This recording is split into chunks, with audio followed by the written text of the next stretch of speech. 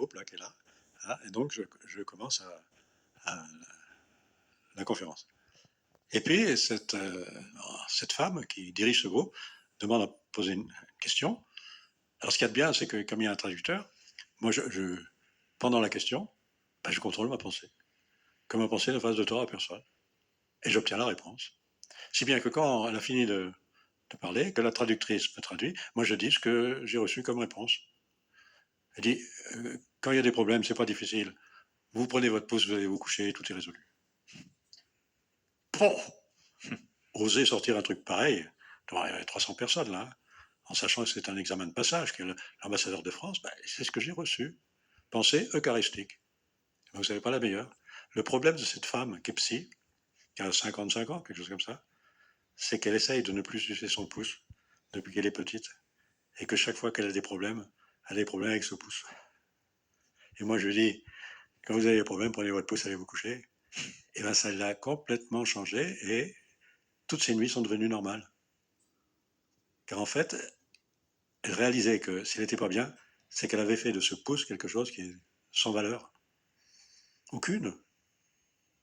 Et qu'elle en avait fait un dogme. Celui qui suce son pouce, c'est un mauvais.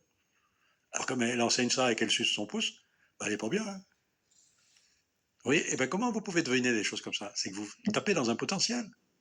On ne peut pas deviner une chose pareille. Bon, vous corrigez votre pensée, vous avez envie de dire ça, vous avez, bon, sucer le pouce, bon, ça va, on peut parler de ça. Et hop, et qu'est-ce qui s'est produit? On a été invité à l'ambassade de France, hein, on a été reçus comme des rois, au lieu d'être mis à la porte. Ça a touché tout le monde. Donc vous voyez, c'est pas prévu. On peut dire ça, vous avez des potentiels, vous ne savez pas les choisir, mais ils sont là. Ben laissez l'autre choisir. Qui ça l'autre? Ben, l'autre, c'est vous-même, mais dans un autre temps. Et si vous voulez avoir affaire à celui-là, il ne faut rien vouloir. Vous pourriez dire que vous le mettez en pratique tous les jours?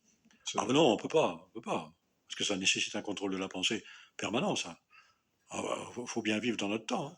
Donc vous faites des allers-retours entre... Ah oui, c'est quand quelqu'un vous pose une question importante, c'est quand vous avez besoin d'une réponse importante, là, il faut corriger sa pensée. Maintenant, vous ne pouvez pas faire ça tout. Et les colères, arrêter une colère, c'est pas commode. Hein. Mais si vous avez pris le temps avant d'essayer d'arranger les colères comme ça, vous aurez moins de colère.